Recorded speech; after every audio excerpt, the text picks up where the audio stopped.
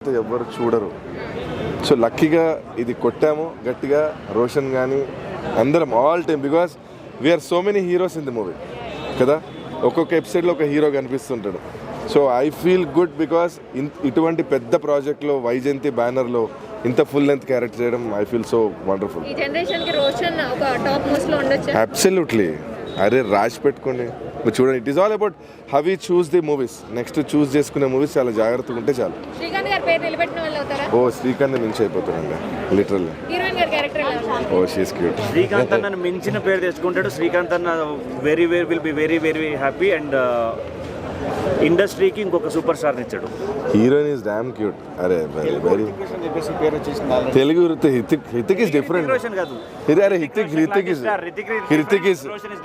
Is different. Roshan is different. He is a shining star of Tollywood. రాసుకోండి. Music is మేము సినిమా attract చేసింది మ్యూజిక్తో. గిరగిర సాంగ్ స్టార్ట్ అయింది. People started getting attracted. ఏదో ఉంది ఇందులో. ఫ్రేమ్స్ చూసారు, అరే ఏదో బాగుంది. రెండో పాట రిలీజ్ చేశారు ఫ్యామిలీది, అది బాగుంది. So everything was working from first.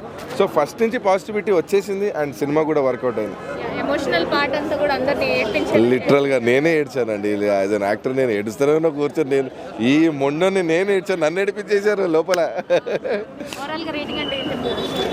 Super. I will go with 4 out of 5. Thank you. రోషన్కి ఇది ఇంకా తన జీవితంలో తన జీవితంలో ఒక సినిమా ఉందంటే ఇదే లాస్ట్. ఇంకా ఇంకా ఇంతకు మించి ఇంకా చేస్తాడు. కానీ ఒక సినిమా అంటూ అతను చెప్పుకునే స్థాయి ఉందంటే, ఇండస్ట్రీ హిట్ ఉందంటే, తెలుగు సినిమా ఫీల్డ్ చరిత్రకే ఒకటి ఉందంటే ఈ సినిమానే. శ్రీకాంత్ గారిని మించేది అందుపోయా. ఎప్పుడో మించిపోయాడు. హృతిక్ రోషన్నే క్రాచ్ చేసాడు అంతే. హృతిక్ రోషన్నే క్రాచ్ చేసాడు. ఇట్ట అనుకోండి. హృతిక్ రోషన్ అనుకోండి. ఇట్ట క్రాచ్ చేసాడు. హృతిక్ రోషన్ ఈ లెవెల్ అంటే రోషన్ ఈ లెవెల్ అయిపోయాడు. అది గిరగిరకి గింగిరా అని వస్తుంది. నేనైతే నిజంగా డ్యాన్స్ చేసా. నేనైతే డ్యాన్స్ చేసి అంతే. లేచి స్టెప్స్ వచ్చాయా చేస్తాడు. డ్యాన్స్ చేస్తాడు. గిర్ర బొంగరాని గిర్ర బొంగ డ్యాన్స్ చేస్తాడు. గిర్ర బొంగరాని గిర్ర బొంగరాని చూడా. నేనే డ్యాన్స్ చేసా. అంటే ఈ సినిమా చూస్తే డ్యాన్స్ రాను డ్యాన్స్ చేశానంటే మీలో కూడా చేస్తుంది. ఈ సినిమా చూస్తే మీకు లేయడం పక్క, మీకు లేవడం పక్క. ఈ సినిమా చూస్తే ఏంది 3 అబ్బా రొమాన్స్ వరనైనా ఆ ముద్దుల అబ్బా సినిమా అంటే ఇది కూడా కావాలా. కానీ ఆ లిప్కి సున్నుంటే బాగున్నావు. బొగ్గ మీద ఉన్నాయి ముగ్గురు. కానీ కొద్దిగా హట్ అయిన బాధపడ్డా.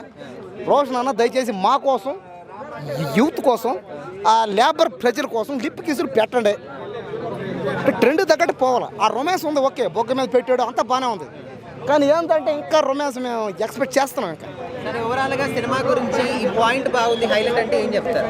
ఈ పాయింట్ బాగుందంటే తను ఛాంపియన్ అవడానికి అక్కడ పాత వదిలేసి దేశం కోసం పోరాడి కోసేవా. ఇది ఛాంపియన్ అంటే. ఇది దేశం కోసం తన ప్రాణ త్యాగం చేసాడు. మీరు సినిమా చూడాలి ఆపిండి నాకు తెలిసి.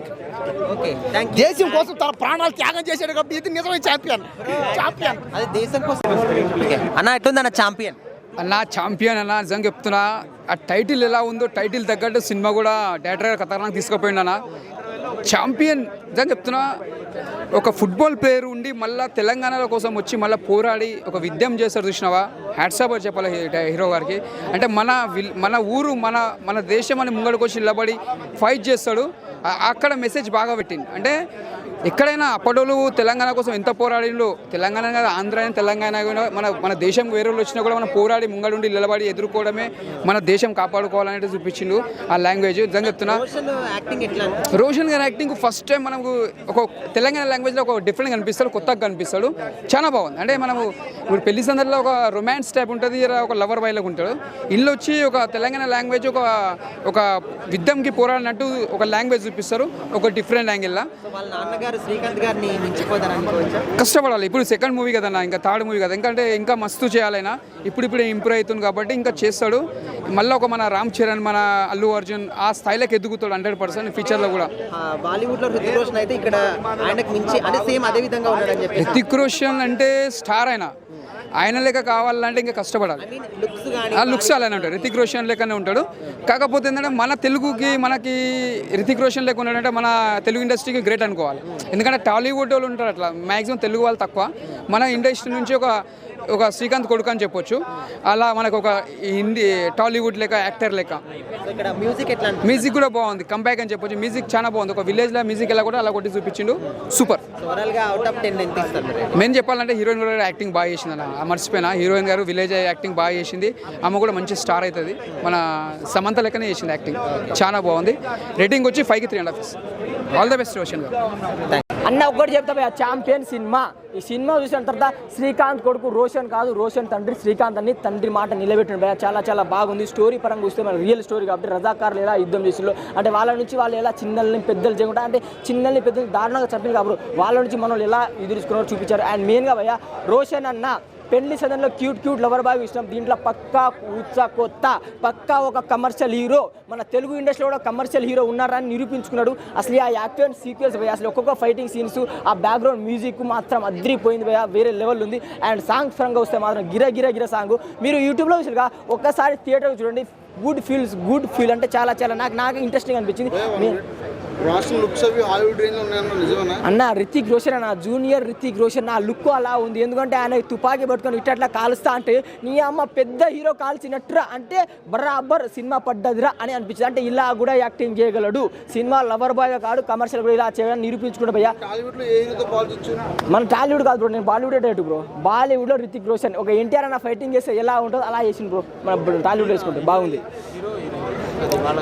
హీరోయిన్ వాళ్ళిద్దరి క్యూట్ కాంబినేషన్ నాకు అదిరిపోయింది భయ. క్యూట్ వాళ్ళిద్దరు మాట్లాడే విధానమైన అంటే వాళ్ళ మరి పక్కా మన తెలుగు డైలాగు, ఆ అమ్మాయి వాళ్ళిద్దరి జోడి మాత్రం, ఆ డ్యాన్స్ మాత్రం ఇద్దరికి అప్పుడు సరిపోయిందన్న. అంటే చూడ చక్కగా ఉంది.